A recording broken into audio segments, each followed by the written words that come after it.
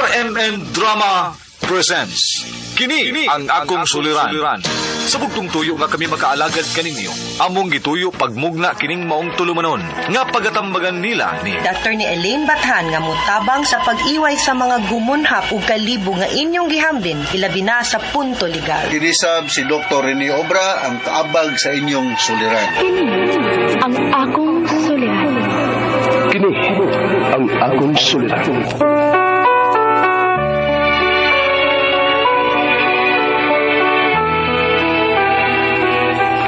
Sa atong pagkaymugso ng kalibutan, gikalawaan at ang daan sa atong suliran. Ang suliran mo'y kabahin sa itong inadlang panginabuhian.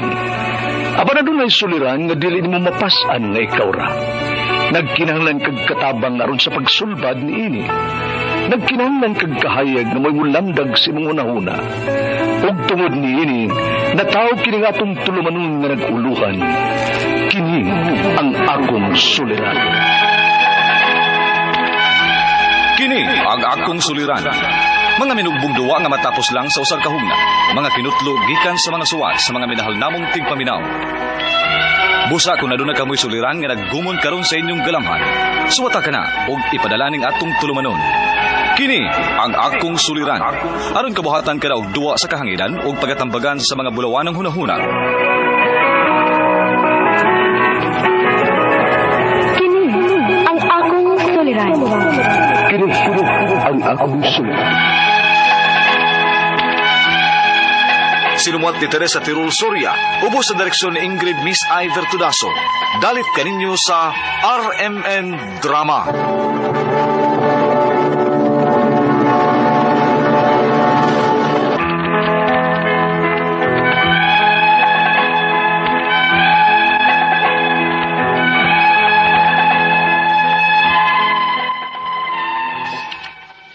Maayong hadlaw kaninyong tanan nga nagpaminaw karon, ning tulumanon kini ang akong suliran.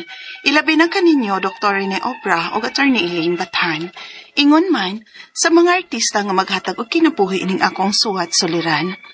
Tawgalan ko ninyo sa pangan nga Kathy, usa ka single mom, ug niya magpuyo sa Cebu City.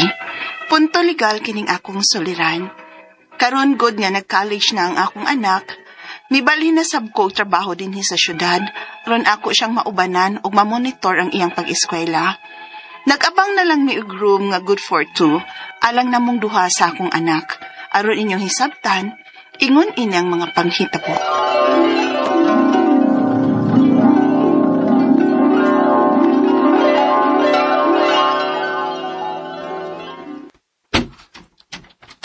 Mauna niya nga tong Roma. Oh, princess, anhin na tamo puyo samtang nag-eskwela ka pa dinhi sa syudad. Nakauyon ra ka dinhi? Ay, okay raman, ma. Pero basig mahal ni. Kay doon na may aircon. Maningkamot lang gud si mama, nak. O kung mahimo, dubliho na kung akong trabaho. Basta makaabang rali kita ini. Kaloy ang ratas Ginoo.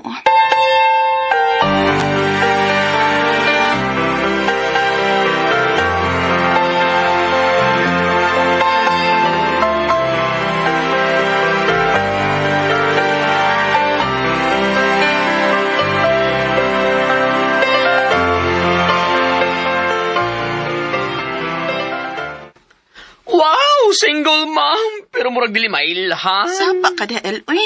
Tiguang na taon ko, uy. Nag-college siya ko ng akong anak. Pero dili ra ilhan, day. Wala ka maminyo ko saba. Sus, makatagam nang nahitabo na ko sa amahan sa kong anak, uy. Mang mas mayo pang way bana. Pero aron ba may kaabag ka sa pagpadako o pag-eskwela sa imong anak? Kung wa makabuhatan ng amahan sa akong anak, laing laki pa ka, ha? Uy, who knows? May tinud-anay nga muunong sa imong kahimtang. Ay, di na kumutuan na, uy. Babayang akong anak. Lisod na kung may lain ng kaubang laki. O gusto pa, kaya pa man ako nga buhion o paeskwelahon ng akong anak ba? Wa ko magkinahanglan og tabang, ilabi na gikan sa mga lalaki. Mao din ang mga independent woman, oy.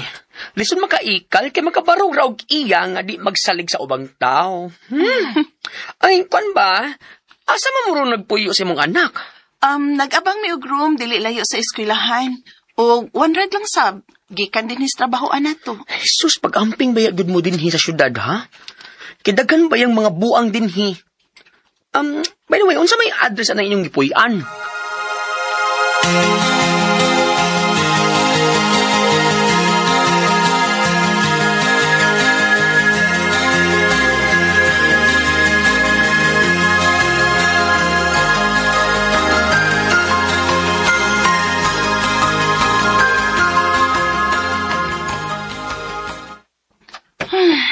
Nauna pa man kog pauli ni Princess.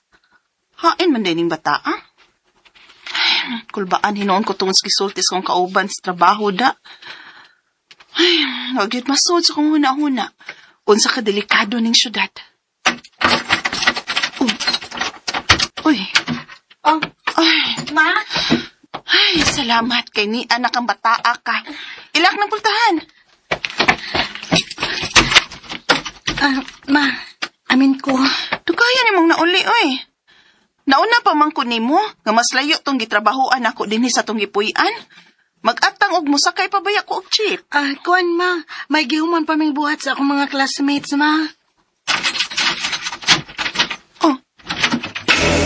Kinsa ka? Nganong mayawi ka dinhi sa among kwarto?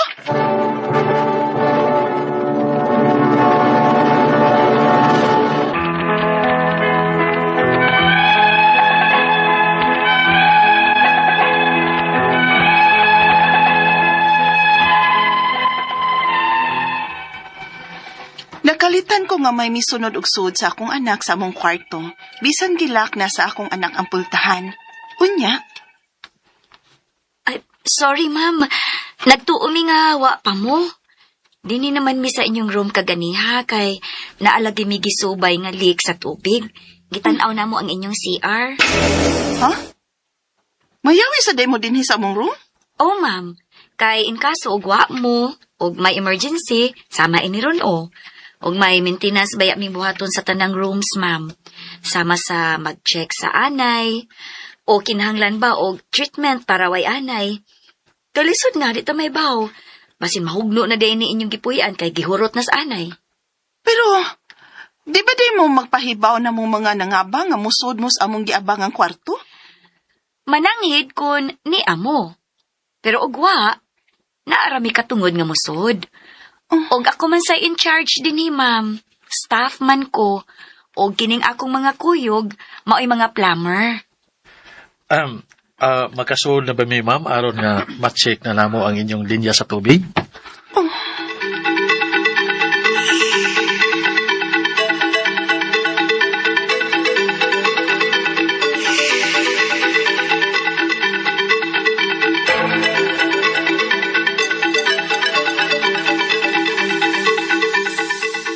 Uy, hala! Kakuyaw ba riyan ang inyong giabangan? Uy, Kati! Dili mo na pwede gun nga musuod sila sa inyong room nga dili mo pwebhaw ninyo.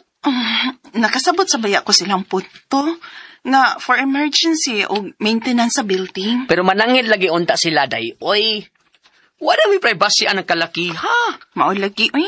Og usa pa ang inyong mga gamit. Makawatan day mo, anak. Ha?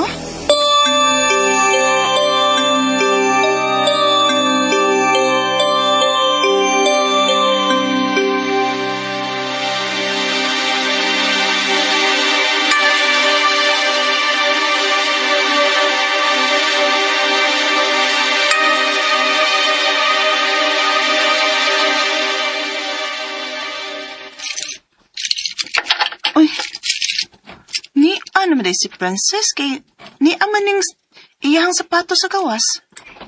Mag-text na ako. Princess! Nana day ka diha sa sod, ablibe!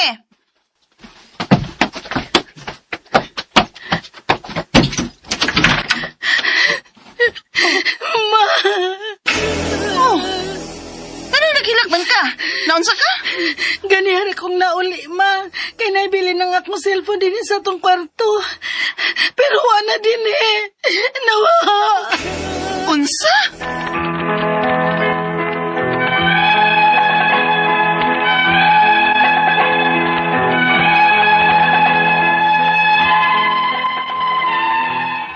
Nakasiguro gyud ang akong anak nga sa among kwarto niya nahibilin ang iyang cellphone. Pero nawa kini. Og dili na ko malikayan nga magduda sa mga makasud sa among kwarto bisag wa mi. Ang ako mga pangutana mo kining mosunod. Unang pangutana, di pa midugay nga nagpuyo aning syudad. Unsa man day mga patakaran sa mga abang o kwarto dinhi? Kinahanglan ba gyud di ay nga mayawi sa bang in charge kay para kuno sa emergency o maintenance sa among kwarto nga giabangan? Ikaduhang pangutana, musud ra man ang mga in charge o mga trabahante sa among giabangan sa among room? Di ba good ni trespassing? Wala may privacy ani? Ikatulong pangutana, nawa ang cellphone sa akong anak sa among room. Pwede ba kung makapamasangil sa mga tao nga yano lang makasud sa among room kay para maintenance kuno? Ikaupat og katapusan, may gipirmahan ko ani nga kontrata nga 6 months ang among pagpuyo dinhi. Pwede pa nga bakwion na lang nako ang akong gipirmahan kay mamalhin na lang mi? Palihog, tabangi og tambagi ko, kini ang akong suliran, Kathy. Mayong adlaw mga suking tigpaminaw kini si Attorney Elaine Bathan og ako karong adlaw ang muhatag ninyo og tambag tubag solusyon kalinawan sa inyong mga pangutana, mga problema na may punto legal. Of course, ang kanang mga personal natong mga pangutanag, mga problema mahimo gyud gihapon na natong tubagon, hatagag mga tambag kasi mga gipasakitan, gibiyaan, gisapot, napungot, agoy. Ipada ng inyong suwat sa suliran_612@yahoo.com or sa ato ang Facebook account nga kiniyang akong suliran official writers page. Pwede sad atong ipadala sa 3rd floor Jose R. Martinez Building, Osmeña Boulevard, Cebu City. Kumusta guys? Kumusta ato ang mga suking tigpaminaw? Hinaot unta nga sa matag paminaw ninyo. Dili ra lingaw, no? Ang inyuhang nakuha kay makatawa mo sa drama, nalingaw mo, nalipay mo apan. Dapat pod guys na inspired mo ha? Og naamoy ma-realize no nga hala, kaning kinabuhi no, grabe. Usahay mas blessed pa ta kay mas kani akong giluib mas gamay ra di ay ni kumpara sa mga giagian sa uban. No, sometimes the blessings nato di nato ma-realize kay focused kaayo ta sa mga negative ug bati nga nangahitabo sa ato ang kinabuhi nga di na ta tan-aw kung unsay nindot nato. Mao na, no? So, let's look at the good and the positive of life. Bahalag na ay problema, di man na pwede wa. Pero sige lang, uy, kung naatay dakong problema, mas dako ang atuang amigo dito sa kahitasan. No? We have a big problem, but we have a great God. Laban lang ta guys. Letter sender karong adlaw si Kathy. Si Kathy ni padanis iyahang suwat pinaagi sa ato ang kiniyang akong suliran official writers page taga Cebu City. Mayor Nestor Archival. Salamat kaayo nga wa kayo kagrabe ang traffic maski pag nag-concert ang Bini diri sa Cebu. Open na gyud ang SM Arena. Congratulations no to SM City and thank you for bringing SM Arena dinhi diin makadugang ni dili lang sa turismo ug sa mga kalingaw ug kalipay para sa mga Subuanon. Lakip na no ang atong mga siligang probinsya nga dali ra gyud kay makalabang sa dagat dinhi padong diri sa Cebu no para makatan-aw sa mga lain-lain nga mga activities puhon, but this will also better the economy sa ato ang Sugbo no, more jobs, more affairs, more activities no. Usahay problema po tas traffic pero I hope no nga ang ato ang local government units will also do their part and do their share to ensure nga kalakip sa paglambo nun na ato pong namatngunan ang ato pong tugunan ang problema pod sa traffic, sa environment, no? Ang basura pod niya nato pohon ato pong pagamatngunan sad kay kambal baya pod na sila, no? Let's continue to support each other, guys. Punto legal ta karong adlaw. Karon kay nag-college na ang iyahang anak, naasa siya laing trabaho, naasa sa syudad, kay para mamonitor niya ang pagskwela, unya, naaman ni sila giabangan nga duha usog yun na nung labay na og layo mo, mas makasave magyutang no, og mag-door, mag-lodging, mag-boarding house, no, nga kani iyahang problema. Now, karon kay sa ilahang gipuy-an murag naamanggoy mga anomalyang mga butang nga wa didto. So una niyang pangutana I think cellphone to no. Di pa kuno sila dugay nagpuyo sa syudad. Unsa man di ay ang patakaran sa mga bang ug kwarto dinhi. Kinahanglan bagyo di ay nga mayawi sab ang in charge kay para kuno sa emergency or maintenance sa among kwarto nga giabangan. Abang mana siya supposed to be dili pwede nga basta-basta lang mo makapasulod or masudlan kay once you are leasing di ba ni hotel, dili ni siya hotel, no? Abang ni, dili ni hotel nga pwede sila makasulod. Ang kaning abang, you have the right to privacy, right to freedom of abode, wherein di mo pwede matandog, di mo pwede madisturbo, di mo pwede hilabtan sa inyohang pribadong pagpuyo o basta-basta lang. O musud manggani sila, dapat magpahibaw sila ug kanang sa oras nga naa mo. Dili gyud sila pwede mosulod, no? Pwede ganin na ninyo ilisan ang lock nung kung gusto mo kay para kamura gyud mo'y naa dinha kay nangabang man mo dinha so dili na ingon ana may mag-hotel na. Kaduhang pangutana, musulod raman ang mga in charge o mga trabahante sa among giabangan sa among room. Di pagud ni trespassing, wala mi privacy ani. Naa gyud mo'y right to privacy unta ana. Dili mo pwede basta-basta, di sad sila pwede basta-basta makapasulod kung wa musulod kung wa mo, no? Dili pwede na nga mo nang nangawa, then I think you should hold them accountable or liable. Ang problema kay munigar po na sila, isili maingon sila nga wa pagsuod na mo wa, pero again di good proper nga musuod sila sa inyuhang giabangan just because sila tag-iya, labi na kung trabahante ra kana ganing tag-iya, dili gid na siya basta-basta kay the moment manggod nag-abang ta no girelinquish na to a little right no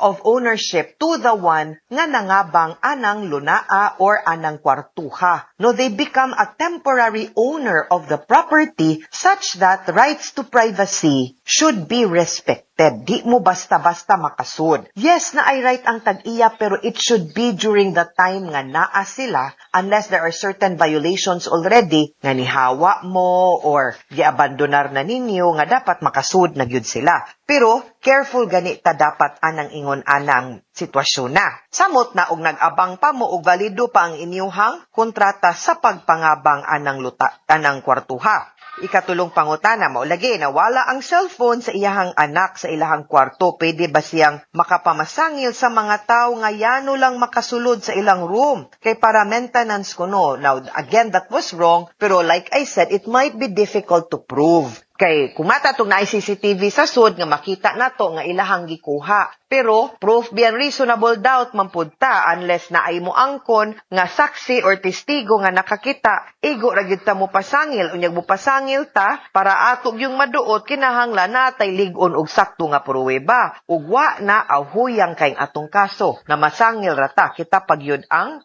mahimong dautan ana. So ang importante nga inyuhang klaruhon nga dili pili musod. Now if ingon ana manggani hawa na lang mo kay murang way klarog saktong patakaran anang pagpaabang nila dinha da. Ikaupat og katapusang pangutana, may gipirmahan ko ani nga kontrata nga 6 months ang ilahang pagpuyo. Pwede ba nga bawkuon na lang nako ang akong gipirmahan kay mamalhin na lang may pag-i-end of contract na lang na nimo kay way klaro batik man sad sila og patakaran, way klaro no di kibaw mo respeto sa inyohang pribado nga pagpamuyo. No, and mo violate pa sila na pay mga nangawa nga butang murag signos gyud ni nga angay na lang gyud mong muhawa di na lang mo mupadayon dinha mangita na lang muglain daghan kaing pwedeng abangan diri syudad diri Cebu City so di maguol hawa mo because the privacy no the right to privacy sa usa ka tawo is inviolable. Di na siya pwede basta-basta tapakan, di pwede basta-basta i-violate maski pa og nangabang rata. No, and be careful with our things guys, no? Karon dili ba na mahal ng mga CCTV unya internet ray ato ang puhunan og kuryente. So, invest ba ta? I think it's best no nga mo invest gitag mga CCTV camera karong mga panahona. Technology is there for a reason and to help us gamiton pod nato sakto. Mga sukintig paminaw hinawot unta nga nang may nakutlo na pagtulunan karong adlaw kini si Attorney Elaine Bathan. Daghan kayong salamat sa inyong pagpaminaw sa atong tulumanon hangtod sa sunod nga sugilanon din higapon sa tuang programa. Kini ang akong suliran gikan sa RMN Production Center, Radyo mo Nationwide. Tatak RMN, daghang salamat ug maayong adlaw.